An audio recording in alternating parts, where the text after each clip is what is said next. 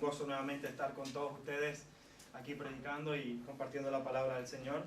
Después de un buen tiempo, la verdad es que ha sido como un mes y algunas semanas que no he podido estar con ustedes.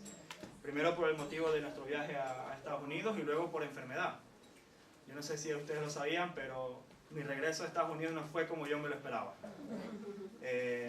No sé si lo saben, pero el 25 de marzo, cuando regresé el 23, yo tenía que comenzar a trabajar en una nueva empresa. Y comencé el día 25 de marzo y el día 26 ya estaba de baja médica. No fue un muy buen comienzo, la verdad que no. Gracias al Señor, pues he conservado mi trabajo y continúo allí, así que gloria a Dios. Pero es increíble, hermanos, cómo muchas veces las cosas que planeamos no salen como esperamos. Es increíble cómo muchas veces las expectativas que tenemos no se cumplen. Yo pensaba que iba a llegar de Estados Unidos, me tocaba predicar ese domingo, me tocaba comenzar a trabajar el día lunes y no pude hacer ninguna de las dos cosas. Y yo tenía planificado, Señor, voy a hacer esto cuando llegue, pero realmente no salió como me lo esperaba.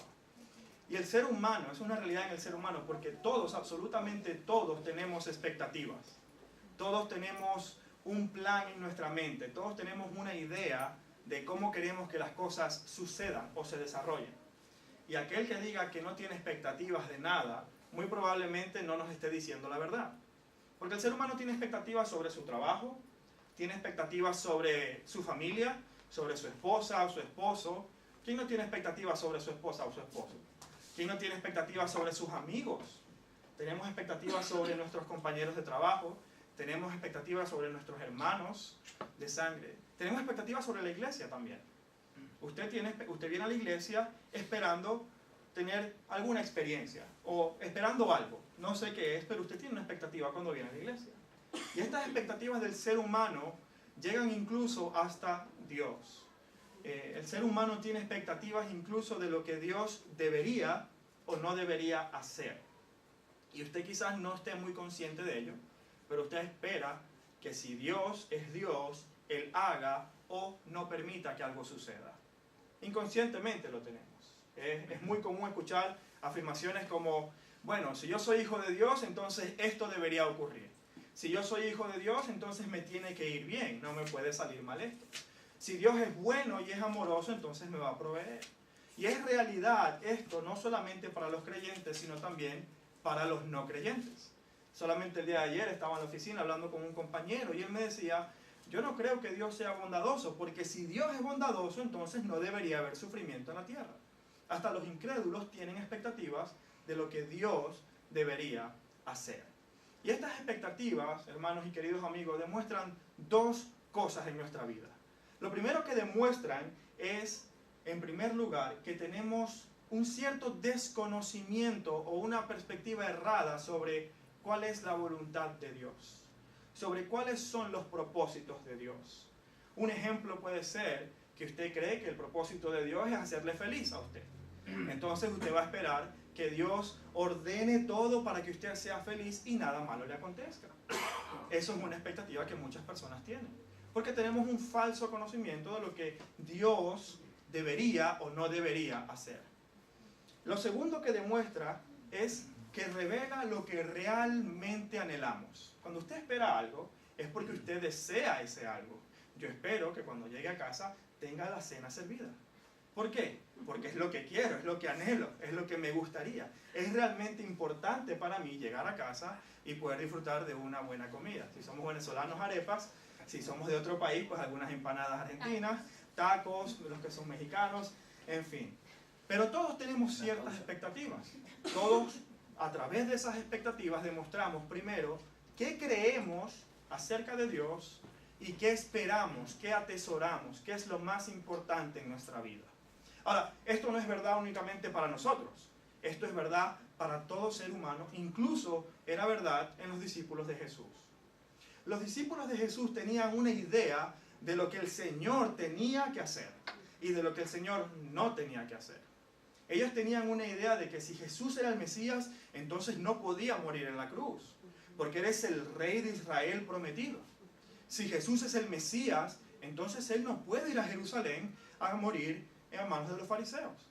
Si no, fíjese lo que ocurre a final del capítulo 8 de Marcos, el Evangelio de Marcos, capítulo 8, versículo 31. Fíjese lo que dice el Señor Jesús justo después de la confesión de Pedro que marcó un antes y un después en el ministerio de Jesús. Vamos a ver cómo este evento es un antes y un después en el ministerio de nuestro Señor Jesucristo.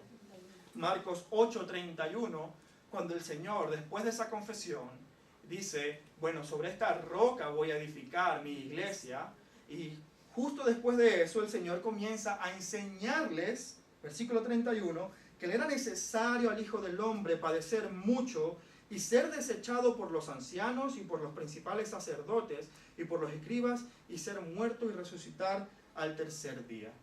Ahora, los discípulos sabían que los fariseos y que los escribas querían matar a Jesús. Ellos lo sabían.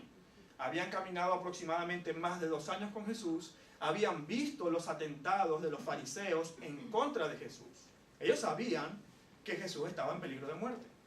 Lo que los discípulos no sabían es que morir estaba en los planes del Mesías. Ellos sabían que Jesús corría peligro. Ellos sabían que Jesús corría peligro.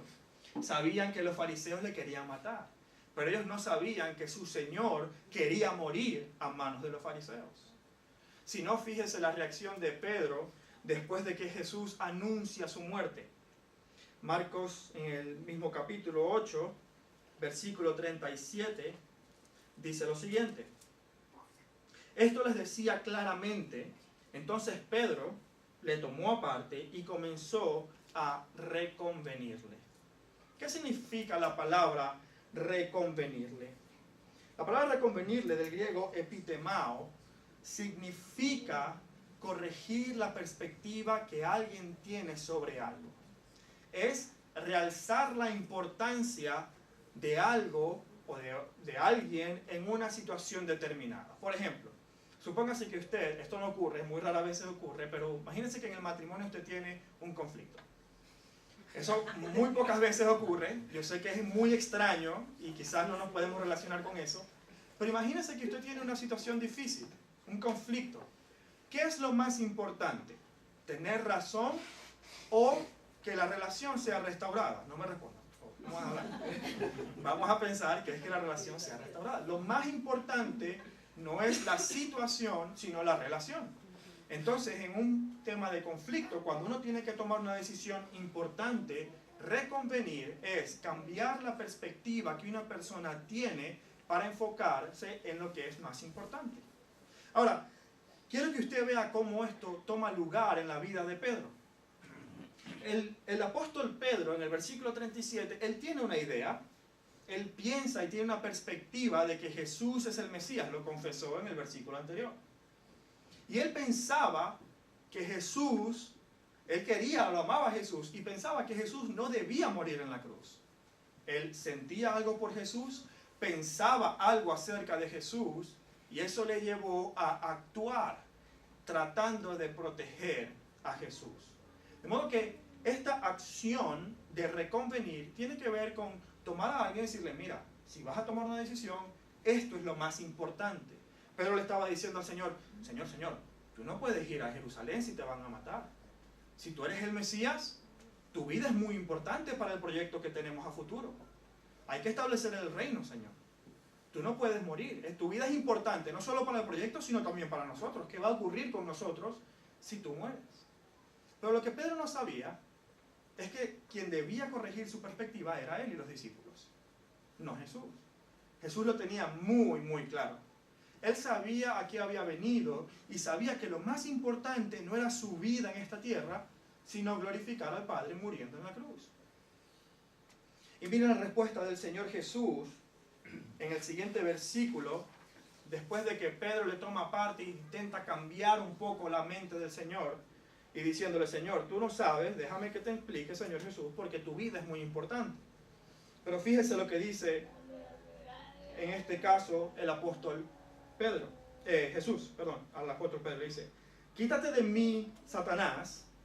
Yo quiero que usted se imagine esto. El apóstol Pedro acaba de confesar que Jesús es el Cristo, y Jesús le dijo, no te lo reveló carne ni sangre, mi Padre que está en los cielos te lo reveló a ti, Pedro. Y luego le dice, apártate de mí, Satanás. Es como Pedro tuvo un subidón y luego cayó muy, muy bajo. Pero fíjese por qué le llama así. Le dice, porque no pones la mira en las cosas de Dios, sino en la de los hombres. Y llamando a la gente y a sus discípulos les dijo, si alguno quiere venir en pos de mí, niéguese a sí mismo, tome su cruz y sígame, porque todo el que quiera salvar su vida la perderá, y todo el que la pierda por mi causa o el evangelio la salvará. De modo que Pedro tenía una perspectiva, tenía unas expectativas sobre lo que Jesús debía o no debía hacer. Él pensaba que el Señor era el Mesías, el Rey prometido de Israel, y tenía razón. Lo que no sabía era cómo el Señor iba a entrar en su reino, o cómo el Señor iba a establecer su reino. Y el Señor Jesús le dice, quítate de mí porque tú estás poniendo la mira en las cosas de los hombres. No estás poniendo la mira en las cosas de Dios. Y la palabra mira no significa únicamente mirada, no significa solamente observar en una dirección. Si queremos una definición más precisa, mira significa apuntar, como si tuviéramos por una mira, apuntar hacia un objetivo. Eso es lo que significa. Esta palabra mira no es un acto únicamente físico. Es un acto que involucra nuestros sentimientos y nuestros pensamientos. Aquello que anhelamos, porque pensamos que es bueno, es lo que vamos a buscar, es lo que vamos a promover, proteger y cuidar. Y el Señor Jesús le está diciendo a Pedro, tú estás cuidando los intereses de los hombres, no los intereses de Dios. Tu perspectiva, tus expectativas están completamente alejadas del reino de Dios y están enfocadas en las cosas de los hombres. Ahora, Jesús no dice ni siquiera las cosas del mundo, dice los asuntos de los hombres. Ni siquiera era algo pecaminoso necesariamente lo que Pedro estaba pensando, pero simplemente no era alineado con la voluntad de Dios. Pedro quería a Jesús, le amaba profundamente, quería protegerle, pensaba que Jesús debía hacer algo y eso le llevó a actuar de esa manera. Los discípulos tenían la mira puesta en las cosas de los hombres. Para ellos lo más importante era su vida terrenal.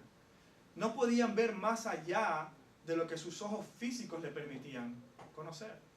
Ellos pensaban que el reino era aquí y ahora, y que Cristo había venido como un líder político para liberarlos del yugo del imperio romano. Ellos tenían esa actitud, y esta actitud de proteger su propia vida, de promoverse a sí mismo, la vamos a ver también más adelante el próximo domingo, a final del capítulo. Pero el día de hoy vamos a analizar, vamos a estudiar Marcos capítulo 9, del versículo 1 al 13. Y vamos a hablar acerca de ese evento que llamamos la transfiguración. Porque no podemos separar lo que ocurre a final del capítulo 8 con lo que ocurre al principio del capítulo 9. La transfiguración, ese evento que es difícil de entender a simple vista, toma lugar en el contexto de lo que Jesús dice a final del capítulo 8. Así que quiero que medites en algunas preguntas el día de hoy. Quiero que medites en qué estás poniendo tu mira. ¿Qué es lo que más anhelas? ¿Cuáles son esos pensamientos que entretienen tu mente? ¿Y a qué acciones te están llevando tus emociones y tus pensamientos? Son muchas preguntas, pero quiero que medites en eso. ¿En qué estás poniendo tu mira? ¿Y qué es lo que más anhelas? Así que vamos a leer, hermanos, el capítulo 9, versículos del 1 al 13. Pero antes de leerlo, vamos a orar y pedir al Señor que nos muestre dirección por medio de su palabra. Señor, gracias te damos por tu palabra, por tu misericordia, por tu bondad. Gracias, Señor, porque nosotros, siendo pecadores, tenemos el privilegio de reunirnos en tu nombre, de leer tu palabra con libertad, de poder expresar, Señor, nuestra fe sin ningún tipo de coacción, sin ningún tipo de represalias como nuestros hermanos en Afganistán y en India. Gracias porque tú has sido bueno con nosotros. Yo reconozco, Señor, mi propia inhabilidad de poder entender tu palabra. Reconozco mi incapacidad de poder explicar tu palabra. Reconozco, Señor, que no somos nadie y que delante de ti necesitamos tu ayuda. Te ruego que por medio de tu palabra hoy nos permitas entender, Señor, que la gloria venidera es mucho mejor que este mundo. Te ruego que nuestra esperanza, Señor, hoy esté puesta en ti y en tu segunda venida y no en las cosas de este mundo. Que lo que traiga paz y gozo a nuestro corazón sea la esperanza que tenemos y la salvación que tenemos en ti. Y que nuestros corazones puedan ver tu gloria y llenarse de alegría y gozo, sin importar la situación por la que estemos pasando. Recibe tú toda la gloria y la honra en el nombre de Jesús. Amén. Ahora sí te invito a que leas conmigo Marcos capítulo 9, versículo 1, perdón. Dice lo siguiente. Marcos capítulo 9, versículo 1 dice: también les dijo, de cierto os digo, que hay algunos de vosotros que están aquí, que no gustarán la muerte hasta que hayan visto el reino de Dios venido con poder. 6 días después, Jesús tomó a Pedro, a Jacobo y a Juan, y los llevó aparte solos a un monte alto, y se transfiguró delante de ellos, y sus vestidos se volvieron resplandecientes, muy blancos como la nieve, tanto que ningún lavador en la tierra los puede hacer tan blancos. Y apareció Elías con Moisés, que hablaban con Jesús. Entonces Pedro dijo a Jesús: Maestro, bueno es para nosotros que estemos aquí. Hagamos 3 enramadas, una para ti, otra para Moisés y otra para Elías. Porque no sabía lo que hablaba, pues estaban espantados. Entonces vino una nube que les hizo sombra, y desde la nube una voz que decía: Este es mi Hijo amado, a él oíd. Y luego, cuando miraron, no vieron a más nadie consigo, sino solo a Jesús. Y descendiendo ellos del monte, les mandó que a nadie dijesen lo que habían visto, sino cuando el Hijo del Hombre hubiese resucitado de los muertos. Y guardaron las palabras entre sí, discutiendo qué sería aquello de resucitar de los muertos. Y le preguntaron diciendo: ¿por qué dicen los escribas que es necesario que Elías venga primero? Respondiendo él les dijo: Elías a la verdad vendrá primero, y restaurará todas las cosas. Y como está escrito del Hijo del Hombre, que padezca mucho y ya sea tenido en nada. Pero os digo que Elías ya vino, y le hicieron todo lo que quisieron, como está escrito de él. Lo primero que tenemos que ver es que esta promesa que hace Jesús en el versículo 1 del capítulo 9, la hace solo a algunos de los discípulos. Jesús no lo promete a los 12. Esta promesa no es para todo creyente. Esta promesa fue específicamente para algunos de los que estaban allí presentes. Él dijo: de cierto os digo que algunos de los que están aquí no probarán la muerte hasta que vean el reino de Dios con poder. Y es en medio de este contexto cuando Jesús exhorta a Pedro y a los discípulos a tomar su cruz. Yo quiero que vean la idea de muerte que está en el versículo. Él dice: yo tengo que morir, en el versículo 31 del capítulo 8. Luego dice: quítate de mí, Satanás, porque no pones la vista en la cosa de los hombres. Y luego dice: si alguno quiere venir en pos de mí, tome su cruz y sígame. La cruz es un símbolo de muerte. Jesús sigue hablando de la muerte. Porque el que quiera salvar su vida la perderá. Es en ese contexto que Jesús hace la promesa. Si quieres seguir a Cristo, tienes que morir a ti mismo. Pero yo te digo, dice Jesús a los discípulos, que algunos de vosotros no probarán muerte hasta que vean el reino venir con poder. Jesús está apelando, está hablando a los discípulos en su idioma. Les está hablando acerca de lo que ellos más tenían, lo que más atesoraban, lo más preciado que tenían: su vida terrenal. Para darles una promesa que vemos luego materializada en los siguientes versículos. ¿Y qué es esto que ocurre? 6 días después de que Jesús habla con sus discípulos, toma a Pedro, Jacobo y Juan y los lleva a un monte. Sube porque quiere apartarse de la gente. Y delante de ellos se transfigura. ¿Qué significa esto de transfigurarse? Qué palabra tan extraña, muy poco lo usamos en el castellano. Pero la palabra transfigurarse se refiere a cambiar la apariencia externa para demostrar la naturaleza de la persona, del individuo. Es modificar tu apariencia para que pueda estar acorde a tu naturaleza interior. Si eres, por ejemplo, es un ejemplo muy difícil, pero imaginemos una fruta, no lo sé, una banana. Cuando le quitamos la piel, cambia la apariencia y lo que se muestra es lo que está en el interior. Realmente no se me ocurre un ejemplo mejor que ese, hermanos, disculpen. Pero es que es muy difícil realmente explicar este concepto. Porque nosotros no tenemos ese tipo de cambio de apariencia. Pero Jesús sí. ¿Y qué quiere decir que Jesús cambió su apariencia? Miren lo que ocurrió según el versículo. Dice en el versículo 3, capítulo 9, y sus vestidos se volvieron resplandecientes, muy blancos como la nieve. Tan blanco que ningún detergente, ningún producto de la época podía hacer esos vestidos tan resplandecientes. ¿Y a qué corresponde eso? ¿A qué corresponde ese cambio? La transfiguración ciertamente ha sido interpretada de muchas maneras. Y es un pasaje que es difícil entenderlo por el contexto en el que está. Yo espero que hoy podamos entender a qué se refiere, por qué el Señor lo hizo y por qué eso es importante no solamente para los discípulos, sino también para ti hoy en Madrid en el 2019. No vamos a abordar todos los puntos, pero hay 3 elementos que quisiera que destacáramos de la transfiguración. Lo primero es el cambio de la apariencia de Jesús.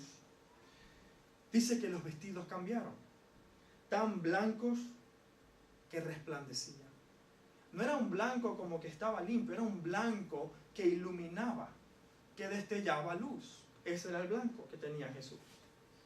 El apóstol Juan lo describe de esta manera en Juan capítulo 1, versículos del 4 al 9. Hablando de Jesús, dice Juan, en él estaba la vida, y la vida era la luz de los hombres. La luz sobre las tinieblas resplandece, y las tinieblas no prevalecen contra ella. Hubo un hombre enviado de Dios, el cual se llamaba Juan. Este vino por testimonio, para que diese testimonio de la luz, a fin de que todos creyesen por él. No era él la luz, sino para que diese testimonio de la luz. Aquella luz verdadera, hablando de Cristo, aquella luz verdadera que alumbra a todo hombre, venía a este mundo. La naturaleza divina de Jesús se manifiesta físicamente en luz. Fíjense lo que dice el versículo 14 de Juan 1. Y aquel verbo fue hecho carne y habitó entre nosotros y vimos su gloria. Gloria como el unigénito del Padre. Lo que Jesús estaba haciendo en la transfiguración era quitando de ese cuerpo carnal que él tenía el velo para que los discípulos pudieran ver su verdadera naturaleza. Para que los discípulos pudieran ver la luz gloriosa que representa a Cristo, que es Cristo. Él es la luz. Jesús en su cuerpo mortal estaba como tapado. Es como si usted agarra una bombilla, una lámpara y le pone un manto encima. Podían ver algunas cosas, pero no podían ver claramente la naturaleza divina de Cristo. Jesús lo que hace en la transfiguración es desvelar su gloria, mostrar su naturaleza divina a los discípulos. Fue un pequeño vistazo de lo que todos nosotros vamos a ver en la eternidad. Amén.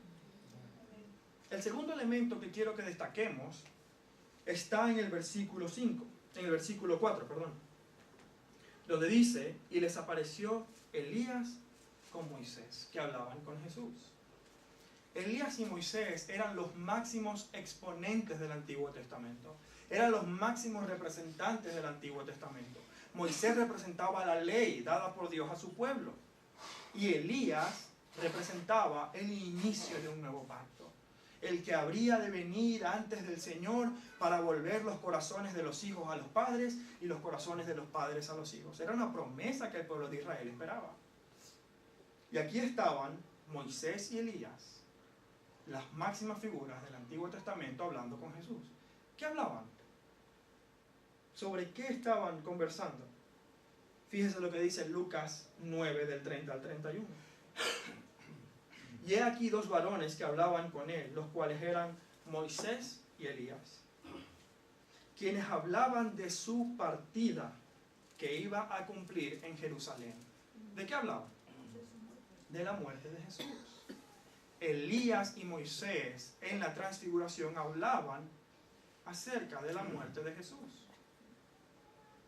No estaban hablando de cómo establecer el reino de Dios, no estaban hablando de ejércitos militares, estaban hablando de los padecimientos de Cristo, de lo que le tocaba a Jesús vivir cuando llegase a Jerusalén. Y no sabemos a ciencia cierta qué es lo que estaban hablando acerca de eso, pero imagino que era un poco de aliento y de ánimo para Jesús. Y el tercer elemento que quiero destacar, creo que es uno de los más importantes. En el versículo 7, mientras los discípulos estaban contemplando esa gloriosa visión, ese glorioso evento allí frente a ellos, Jesús develado su gloria, los máximos representantes del Antiguo Testamento confirmando que Jesús moriría en la cruz, sucede algo que solo había ocurrido una vez. Versículo 7 dice: entonces vino una nube que les hizo sombra, y desde una nube una voz que decía: este es mi Hijo amado, a él oíd. ¿A qué nos recuerda este pasaje? Al bautizo de Jesús. Por eso es que este momento marca un antes y un después en el ministerio del Señor Jesús. Porque cuando Jesús comenzó su ministerio y fue bautizado, el Espíritu Santo descendió como paloma y una voz del cielo confirmó diciendo: este es mi Hijo amado en quien tengo complacencia. Era Dios mismo ratificando el inicio del ministerio de nuestro Señor Jesucristo. Y ahora, en este momento, próximo a su muerte, hay un cambio. El Señor dice: este es mi Hijo amado, a él oíd. El Señor fue ratificado por su Padre en la transfiguración. Marcaba el inicio de la muerte o del proceso que llevaría a Jesús a la muerte. Y Dios estaba ratificando ese momento. Estaba confirmando lo que Elías y Moisés hablaban con Jesús. Y fíjense que Dios esta vez no solamente se dirige a Jesús. Él en el bautizo dice: tú eres mi Hijo amado en quien tengo complacencia. Pero en este momento se dirige también a ¿quién? A los discípulos. Y les dice: a él oíd. El mismo Padre está hablando con los discípulos y le dice: ese es mi Hijo, escúchale. Recuerden que Pedro y los discípulos tenían una perspectiva diferente de lo que Jesús debía hacer. Ellos no querían escuchar lo que Jesús decía. No, yo tengo que morir en la cruz. No, Señor, no hablemos de eso. No hablemos de eso porque yo creo que tú no entiendes muy bien lo que significas tú para el proyecto que tenemos aquí. Pero el Señor está ratificando lo que Jesús ya había dicho, anunciando su muerte. Los eventos que siguieron a la confesión de Pedro marcan ese inicio de la muerte del Señor Jesús. Y eso es sumamente importante. Recordemos que en el capítulo 8 es la primera vez que Jesús anuncia su muerte. Antes de eso, usted puede leer todos los evangelios. Antes de la confesión de Pedro, Jesús no menciona ni una vez que va a morir en la cruz. Pedro tenía razón. Jesús es el Mesías, es el Rey prometido, es el Cristo, el enviado de Dios. Pero no sabía cuál era la voluntad de Dios. No estaba muy enterado de lo que eso significaba. De modo que este evento de la transfiguración, este desvelar la gloria de Cristo y la ratificación de Cristo como el Mesías tiene dos propósitos. El primero de ellos, hermanos, era afirmar que Jesús es el Cristo. Afirmar que sí, Él es el Mesías, tal como lo había dicho Pedro. Pero también afirmar que lo que Él había dicho era cierto, el Mesías tenía que morir en la cruz. Y esta ratificación ocurre de tres maneras. La primera, la propia naturaleza de Cristo, la naturaleza divina, demuestra que Él es el Mesías. Muestra su gloria. Dice: mírenme, miren mi resplandor, soy esa luz que alumbra a todo hombre. Ese es Cristo. Pero también hay una segunda ratificación. Los israelitas valoraban mucho la ley y los profetas. Y ahí tenían delante de ellos a Moisés y a Elías